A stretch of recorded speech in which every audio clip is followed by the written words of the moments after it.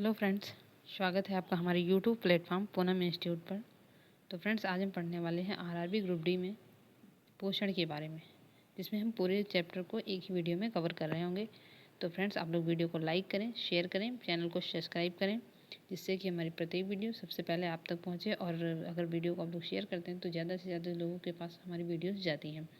तो चलिए हम शुरू करते हैं पोषण के बारे में। तो हम यहाँ से देखते हैं पोषण के बारे में। तो पोषण जो होता है वो क्या है? पोषण तो जीवों में वृद्धि, विकास एवं सभी जैविक क्रियाओं के संचालन के लिए आवश्यक सभी पोषक तत्व पदार्थ से युक्त भोजन ग्रहण करने की जो प्रक्रिया होती है वो पोषण कहलाती है। जीवों की वृद्धि, विकास एवं सभी जैविक क्रियाओं के संचालन के लिए जो आवश्यक सभी पोषक पदार्थ से युक्त जो भोजन होता है उसे जो ग्रहण करने की प्रक्रिया होती है उसे हम पोषण कहते हैं। कोई भी चीज़ है, जो कोई भी मतलब पदार्थ है जो पोषक तत्वों से युक्त है, जिसमें विटामिन, कार्बोहाइड्रेट वगैरह जो जितनी भी पोषक तत्व हैं सब मिश्रित हैं, वो जो पोषक पदार्थ होता है उससे ही हम पोषक पदार्थ जो होता है उसे ग्रहण करने की जो प्रक्रिया होती है उसे पोषण कहते हैं। दूसरे शब्दों में हम कह सकते हैं कि ऊर्जा तथा पोषक तत्वों को प्राप्त करने की प्रक्रिया पोषण कहलाती है। आप लोगों ने देखा कि जीवों में वृद्धि होती है, विकास होता है एवं जैविक क्रियाएं जैसे श्वसन, पाचन, उत्सर्जन, जितनी भी क्रियाएं हैं, इन सभी क्रियाओं को करने के लिए कहीं ना कहीं में ऊर्जा की आवश्यकता पड़ती है। और अगर ऊर्जा हमारी बॉडी में है तभी हम किसी भी कार्य को या किसी भी जैविक क्रिया का संचालन हमारी बॉडी में हो पाता है। तो इन सभी क्रियाओं को करने के लिए या इन सभी क्रियाओं को चलते रहने के लिए जिन भी पोषक तत्वों की आवश्यकता होती है, तो जब हम जिन तत्वों की आवश्यकता होती है उन्हें जब हम ग्रहण करते हैं, जो ग्रहण करने की प्रक्रिया है वो पोषण कहलाती है। तो आगे देखते हैं पोषण के बारे में। जब देखते हैं कि पोषण के जो टाइप होते हैं वो कितने टाइप होते हैं, तो पोषण के दो टाइप हमारे होते हैं। एक हमारा होता है स्वपोषी, दूसरा होता है परपोषी या फिर विषमपोषी। स्वपोषी यानी कि ऑटोट्रॉफिक और विषमपोषी या हेट्रोट्रॉफिक। तो ऑटोट्रॉफिक और हेट्रोट्रॉफिक क्या है, तो इनके बारे में आगे हम देख लेते हैं। जैसे कि नाम से यहाँ पता चलेगा स्वपोषी के बारे में। स्व से होता है हमारा स्वयं, और पोषी का अर्थ होता है पोषण करने वाला। स्वयं पोषण करने वाला या स्वयं भोजन प्राप्त करने वाला जीव स्वपोषी कहलाता है। तो जो जीव जंतु अपना भोजन स्वयं बनाते हैं स्वपोषी कहलाते हैं। उदाहरण में देखा जाए तो हरे पेड़ होते हैं, हरे जो पेड़ पौधे होते हैं, जो पादप होते हैं, वो अपना भोजन स्वयं बनाते हैं। वो सूर्य का प्रकाश लेते हैं और क्लोरोफिल होता है उनके अंदर। जब पत्तियां हरी होती हैं तो पत्तियों के अंदर क्लोरोफिल प्रेजेंट होता है। उनकी उपस्थिति में वो अपना भोजन स्वयं बनाती हैं। जैसे इसकी एक रिएक्शन होती है, तो मैं रिएक्शन आप लोगों को बताती हूँ।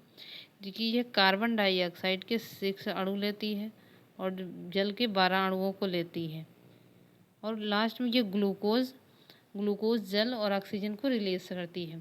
तो इसकी रिएक्शन रहेगी ऐसे में। तो ऐसे अपना भोजन ये स्वयं बनाते हैं सूर्य के प्रकाश से और क्लोरोफिल की उपस्थिति में। ये अपना भोजन खुद ही बनाते हैं, इन्हें किसी की ज़रूरत नहीं होती है बनाने के लिए।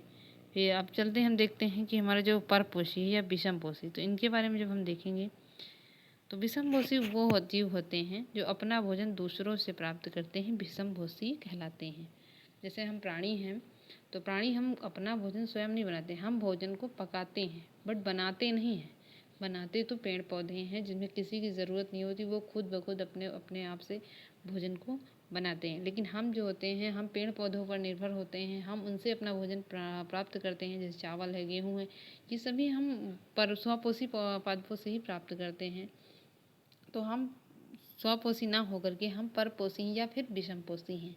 तो वो जीव जो अपना भोजन दूसरों से प्राप्त करते हैं विषमपोषी कहलाते हैं।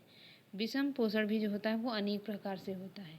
विषम पोषण कुछ जीव होते हैं जो केवल शाकाहारी होते हैं, साग सब्जियों को खाते हैं। कुछ मांसाहारी होते हैं जो मांस खाते हैं, और कुछ सर्वाहारी होते हैं, वो मांस और घास दोनों को खाते हैं।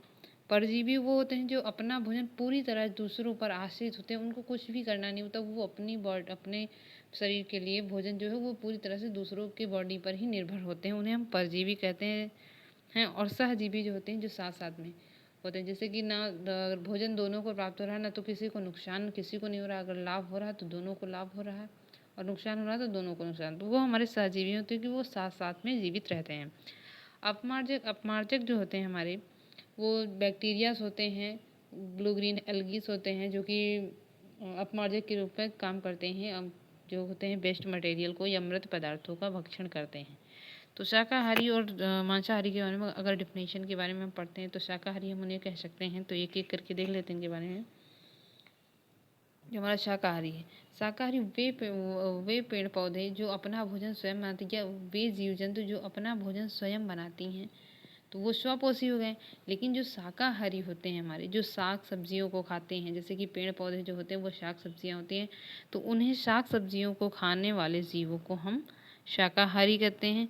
हारी, शाका मतलब होता है आगे का शाक, अगर हम इसे देखते हैं तो शाक, शाक यहाँ लिखते नहीं बन रहा, प्लस हारी, तो शाक का अर्थ निकल कर आता है शाक सब्जी, और हारी का मतलब ग्रहण करने वाले, शाक सब्जियों को ग्रहण करने वाले को हम शाकाहारी कहते हैं। वहीं दूसरी तरफ हम देखते हैं मांसाहारी के बारे में, तो इसे भी उसी तरह बांटते हैं कि मांस प्लस हारी बराबर मांसाहारी, की जो जीव जंतु मांसों का भक्षण करते हैं उन्हें ही हम मांसाहारी कहते हैं।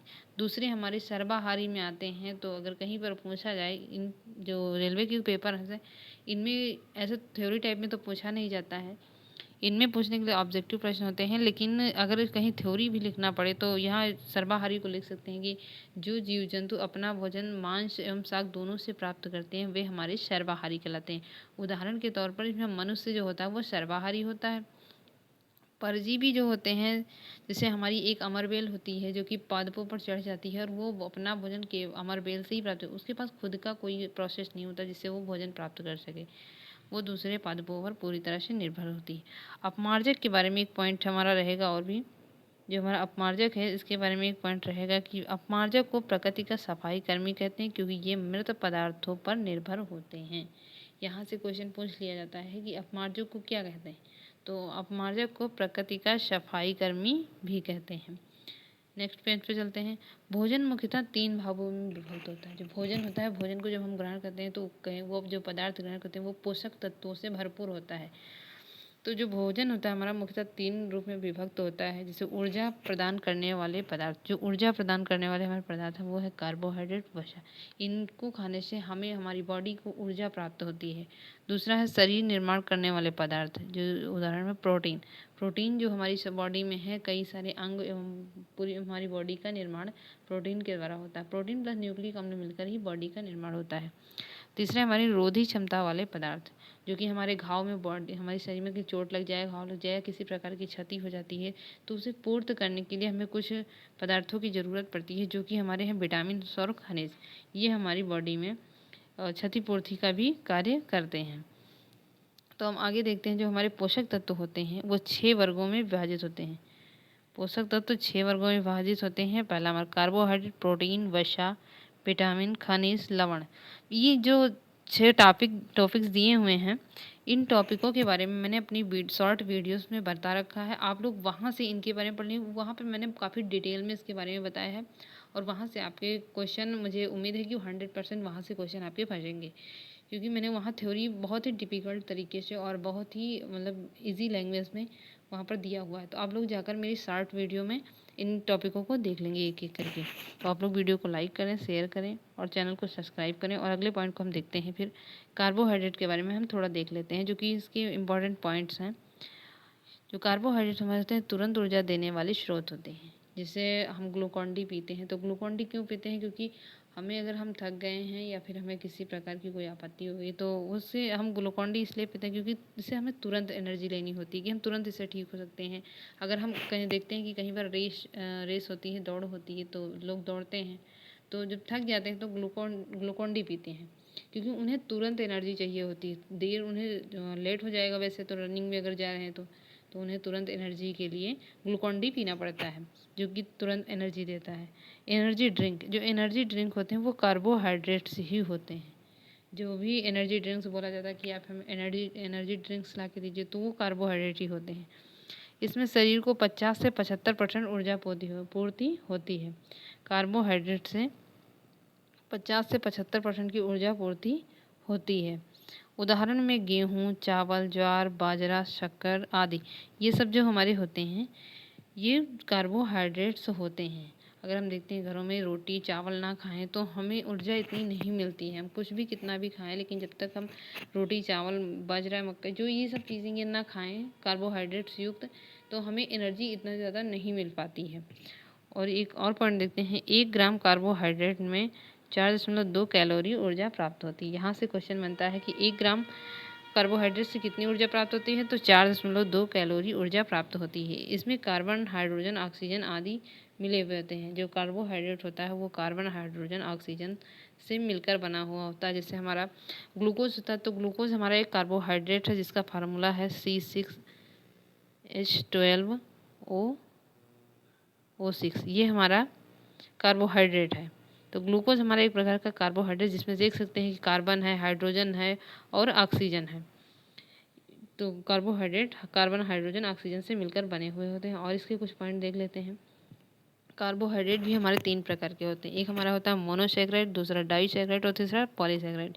मोनोसैकेराइड वो होते हैं जो केवल एक ही अणु से मिलकर बने हुए होते हैं, और डाइसैकेराइड वो होते हैं जो 2 अणुओं से मिलकर बने हुए होते हैं। ग्लूकोज के 2 अणुओं से मिलकर बने होते हैं वो डाइसैकेराइड। पॉलीसैकेराइड जहाँ पर 10 से ज़्यादा अणु अगर मिलकर एक तत्व बनाते हैं तो उसे हम पॉलीसैकेराइड कहते हैं। नोट पॉइंट में यहाँ से रहेगा कि प्राकृतिक रूप से सबसे मीठी शर्करा कौन सी है। तो प्राकृतिक रूप से सबसे मीठी शर्करा जो है वो हमारी फ्रक्टोज है। और दूसरा टेबल शुगर किसे कहते हैं, तो सुक्रोज को टेबल शुगर कहते हैं। मिल्क शुगर लैक्टोज को कहते हैं, जो कि दूध में पाई जाती है उसे हम मिल्क शुगर कहते हैं। और टेबल शुगर सुक्रोज होती है। सभी कार्बोहाइड्रेट मीठे नहीं होते हैं। कुछ कार्बोहाइड्रेट ऐसे भी हैं जो मीठे नहीं होते हैं, वरना सामान्य तौर पर मीठे ही होते हैं। एक ट्रिक होती है कार्बोहाइड्रेट को पहचानने में, जैसे फ्रक्टोज है, लैक्टोज है, ग्लूकोज है, तो इनके लास्ट में जो होता है वो OSE मतलब ओ शब्द जुड़ा हुआ होता है। इससे हम पहचान सकते हैं कि ये कार्बोहाइड्रेट्स है। तो फ्रेंड्स, यहाँ से जो हमारा कार्बोहाइड्रेट या पोषक तत्व का जो था, पोषक तत्व या पोषण से संबंधित जो हमारा टॉपिक है ये क्लियर होता है। और इसके बारे में हम बाकी इसके आगे के जो टॉपिक्स हैं वो हम अगली वीडियोस में कवर कर रहे होंगे। और आप इसके जो क्वेश्चंस कुछ बचेंगे पीवाई कुछ, वो मैं अगली वीडियो में या फिर मैं जब मैराथन करवाऊँगी तब उनके बारे में करवा दूँगी, क्योंकि काफ़ी छोटा टॉपिक है। तो मैंने सोचा इसमें से ज़्यादा क्वेश्चन बनते भी नहीं, 1-2 क्वेश्चन बन गए तो बन गए, वरना नहीं बनते। तो इसलिए मैंने इनके क्वेश्चन अभी लेना ठीक नहीं समझा। तो फ्रेंड्स, कैसी लगी वीडियो? अगर अच्छी लगी हो तो वीडियो को लाइक करें, चैनल को सब्सक्राइब करें, जिससे कि हमारी प्रत्येक वीडियो सबसे पहले आप तक पहुँचे। Thank you friends.